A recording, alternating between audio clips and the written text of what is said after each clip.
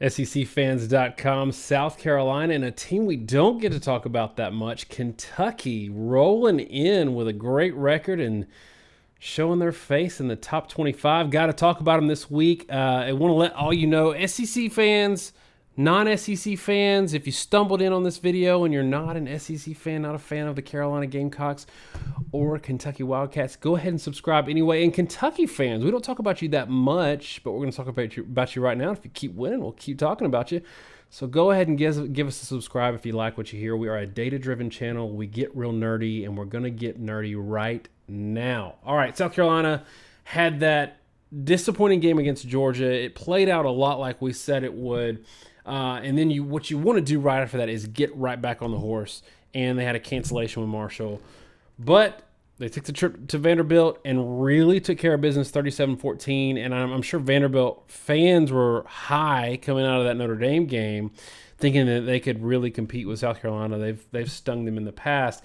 And if we're talking about positives in what we've been talking about with South Carolina this year is we need to see you handle your business against inferior opponents. They really did that here. So I like that for Vanderbilt, but Kentucky's kind of on another level. Mississippi State comes in really highly ranked. Kentucky just walks all over them. There's some issues there with Mississippi State that you've talked about with Fitzgerald that I think kind of cropped up there and get that game. But look, they took care of their business there. So we're going to get in the model pretty quickly in this one, but I want you to talk just for a minute about how Kentucky has surprised you this year, good or bad, and let me know if you think the hype is warranted or if it's a little bit of a mirage. I think the biggest surprise from Kentucky has been quarterback play. Terry Wilson is not an exceptional quarterback, but he's a competent one, and more importantly, he's a quarterback that's able to generate explosive plays in the offense. What that's been able to do is it's forced teams to at least respect Kentucky's passing game. They're not able to just completely load the box. They've got to keep safeties back. And Kentucky has a good rushing attack. Benny Snell averaged over 6.5 yards per carry against Mississippi State. Rose averaged over 5 yards per carry. And then, Terry Wilson ended up with 11 carries in the game and was pretty effective himself at times, scrambling. So it's really the fact that Kentucky has to be respected as a passing team to some level. 71 yards passing is obviously not a ton. 5.1 yards per attempt is not a good number. But it's enough to at least make teams somewhat respect them. And that's more that we've seen. I think the biggest thing with Kentucky, obviously, is the run defense. And Kentucky's holding teams to 61% of their rushing averages. LSU's rush defense, which is very good this year, is only holding teams to 65. I mean, 61% is an excellent number. That's why Kentucky's successful. You mentioned this. I don't know that it's a mirage, but I will give a big, serious point of concern. We really flagged the fact that Mississippi State was having success against very weak opponents because they were able to run the ball at will. And we were both very concerned with the fact that the teams that were playing like Kansas State were terrible and couldn't stop that offense at all running the ball. And because of that, it was masking the fact that Mississippi State was not throwing the ball with any effectiveness whatsoever. Nick Fitzgerald, 16 of 32, 4.5 yards per attempt. First off, I don't understand why you have a quarterback throw 32 passes in a game if he's averaging 4.5 yards per attempt. And I know that's better than the rushing game was, but that gets into the other problem. Aris Williams and Kylan Hill combined for 12 carries in that game. Kylan Hill had 4 carries. We talk about this quite a bit with these offenses that are zone read-based offenses. Something a lot of teams are starting to do is they're scheming to force the ball with a quarterback. And when I say, what I mean when I say that is, however the running back takes the ball, if it's the dive, if you have an inside zone read, they're going to take away the dive. Outside zone read, they're going to take away the outside sweep play by the running back. And they're going to force the quarterback to keep it. And at the end of the day, what happens is you end up in a situation like this where Nick Fitzgerald has 32 passes and 16 rushes, 48 touches in the game. And then Mississippi State's running backs that have been generally very good get 12. So Fitzgerald has 4 times the amount of touches that his running backs do. That's not good. It's not balanced. We saw LSU do this repeatedly to Alabama over the past couple of years with Jalen Hurts.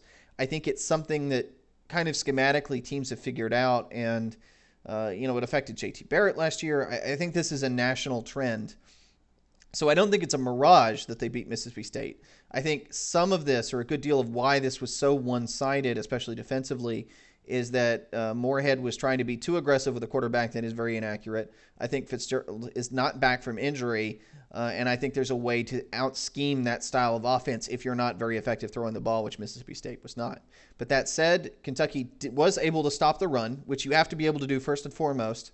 They were able to do that in a way none of the other teams were against Mississippi State, one. And two, Kentucky was able to run the ball with a tremendous amount of success against what had been lauded as one of the best front sevens in the SEC. So you take those two things together, and I don't think Kentucky's a mirage. They're a real football team. I think it's going to kind of depend on the sort of rush defenses they face. I'm a little concerned with Wilson's ability to move the ball consistently, convert third downs. I don't think that's there. But as long as you're able to run the ball well and stop the run, they're going to have a chance in every game they play. All right, so this is the point in the show where I try to bring some South Carolina fans back into your circle. South Carolina fans haven't loved us in the past, and part of it is we are brutally honest on this show, and we sort of look at teams that we cover through the prism of, are you an elite team? And if not, we pick on things because you're going to play elite teams. We got the Georgia game pretty right, and we've been pretty right for a couple of years on Carolina and Jake Bentley. There's some things we like, some things we don't like. I think now that we've settled in a little bit this year, they still have the Marshall game canceled. We see that there's still some of these offensive concerns. But if you're talking about South Carolina, a team that's playing a Vanderbilt team that gave that Notre Dame defense all they wanted, Kyle Shermer was really good in that game. Carolina holds them to 4.8 yards per attempt, 2.8 yards per carry. And then Jake Bentley, Mr. Inconsistency normally, puts up 9.3 yards per attempt. And Rico Dowdle has a good running day. Is there any way I can get you to say something nice about South Carolina so their fans maybe give us a little bit of love? Sure. And I think the biggest thing that I would take away from it is there's a lot of signs that South Carolina's defense is actually pretty darn good. And when you came away from that Georgia game, really Georgia and Missouri both, the stories of those games were a lot of things went wrong that you would hope wouldn't go wrong. That South Carolina game against Georgia, the ball hits the open, you've got an open back coming out of the backfield, hits him in the face mask, pops up, Bailey takes it, returns it for a touchdown. It's kind of a mirror image. It's some similar situation in the Missouri game. Those plays, they call them back-breaking, but the big thing is that's just a free touchdown you have to overcome. It's gifting Georgia a free possession. But it's not like the defense was dominant by any means. I mean, Georgia was able to throw the ball for almost 11 yards per attempt. Holyfield was 8 yards per carry. But Swift was 5.5 yards per carry. I mean, there were signs of life with South Carolina before they got shut down. I think the defense can be pretty good. And when we, sort of start touching on the model, South Carolina's holding teams for about 73% of their rush averages, about 74% of their passing averages. Both of those are excellent numbers. And the Georgia game, I think, had more to do with the fact that Georgia has a lot of weapons offensively, and South Carolina just couldn't quite stay with it. It exemplified the gap that exists between the top teams of college football and those in the rest of the country, and that's even a top 5 team versus any team that's not a top 10 team. Usually right now there's a significant gap. Our point in that video was more that South Carolina was becoming good or pretty good, but it was a big leap to say all of a sudden they were on Georgia's level. But just to go from 10-2 to 12-0 in a major conference basically requires your team to be 2 or 3 times as good. But the fact that they couldn't beat Georgia does not by any means mean they're a bad team. They're still a good team. I think the Vanderbilt game exemplifies that. But I'm a little cautious there because we saw the same thing with Vanderbilt last year.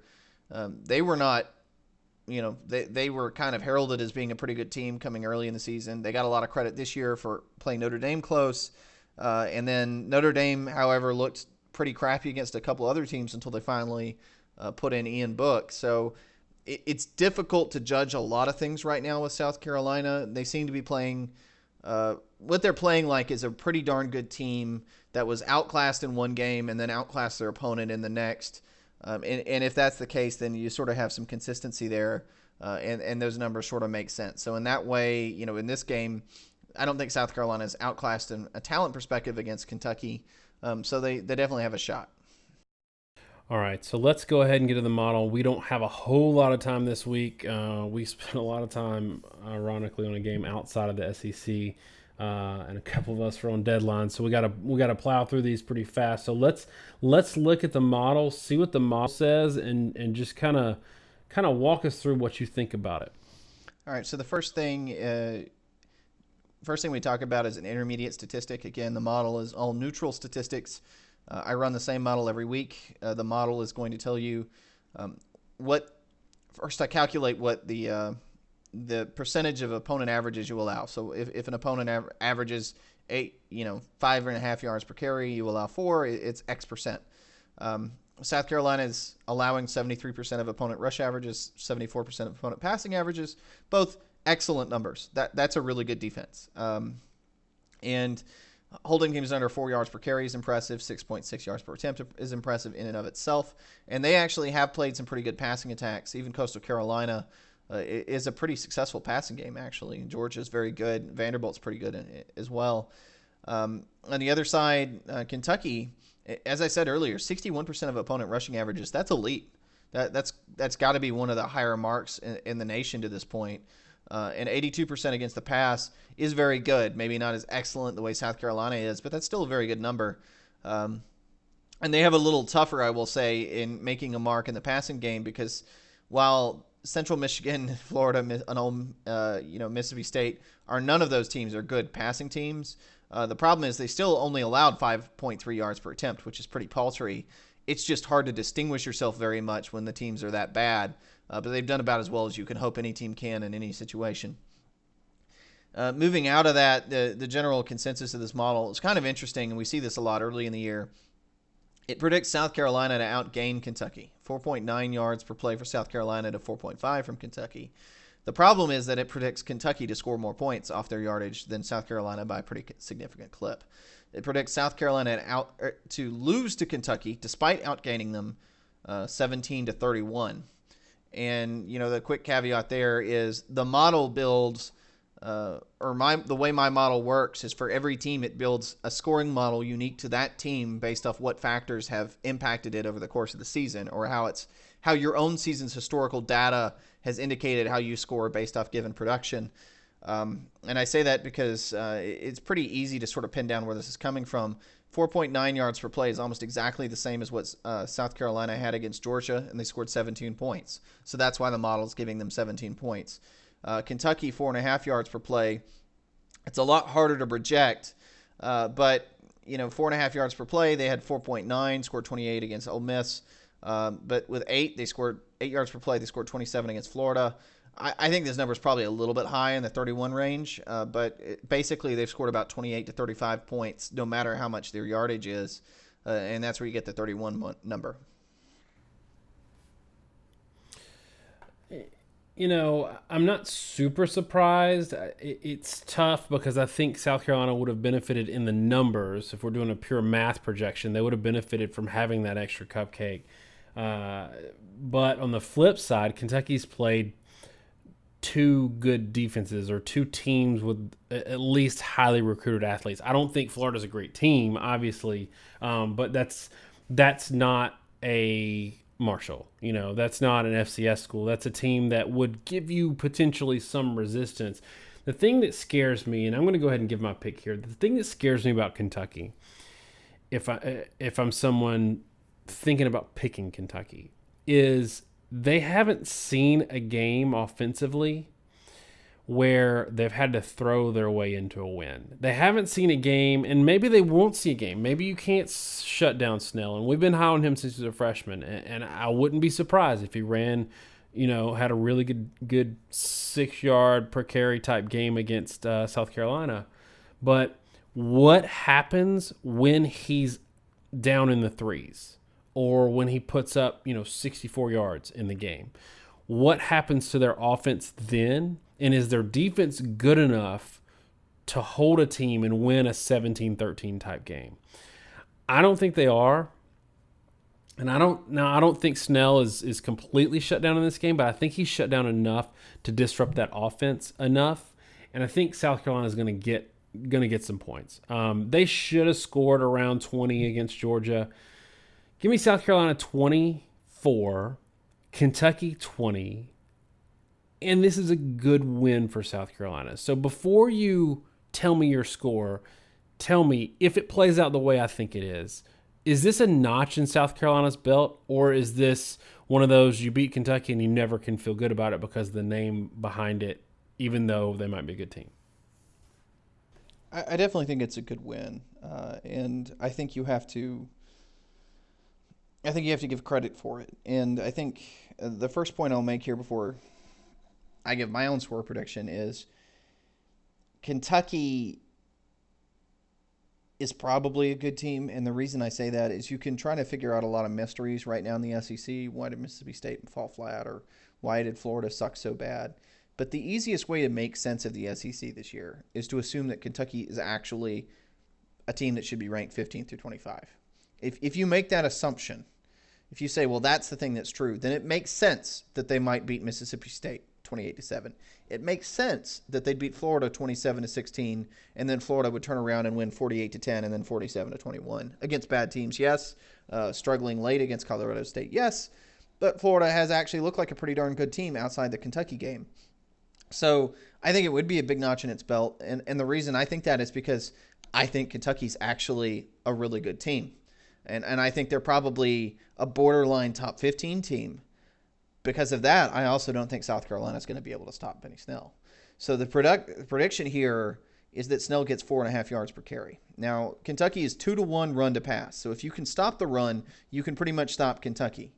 But 4.5 yards per carry is not far off from what he had against Mississippi State. He had the team averaged 4.87 yards per carry. And I should say this is the team average, not Snell's. It's going to be higher than that because of sack yardage.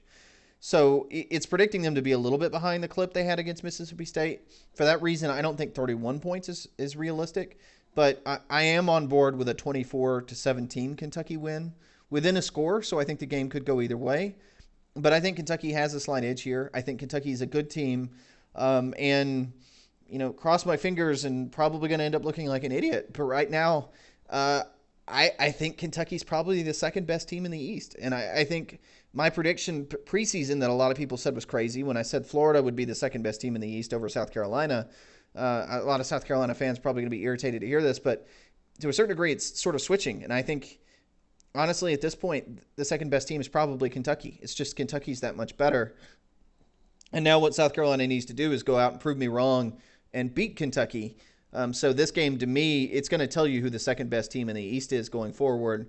And both these teams can prove, either one of them, that they're a really good team and sort of build on that for the rest of the season. All right, South Carolina fans, there you have it. You know where to send your hate mail. Send it in the comment section and let us know why Josh is crazy. And Kentucky fans, you can tell me why I'm crazy. I actually am pretty high on your team this year. I liked South Carolina more than Josh coming into the season, and I'm going to maintain that. I think the loss to Georgia just reflects how good Georgia is, and South Carolina is better than they showed there. I think that pretty much covers it for this one. What do you think? I think so. It's pretty cut and dry. The only thing I'll say is, again, South Carolina passes more than they throw. Kentucky runs more than they pass. It's going to be interesting to see if either team can force the other team out of their game plan and how that affects them. But I'm just not sold that South Carolina can, as good as they are, can actually stop Snell from running the ball. All right, y'all, that's it for South Carolina and Kentucky. Sorry it had to be a little bit of a short one, but I hope you loved it anyway. And if you did, hit the subscribe button, and then why don't you move on down to the comment section and let us know what you think about this one. Give us your score prediction. Thanks so much, y'all. Have a great week, and God bless.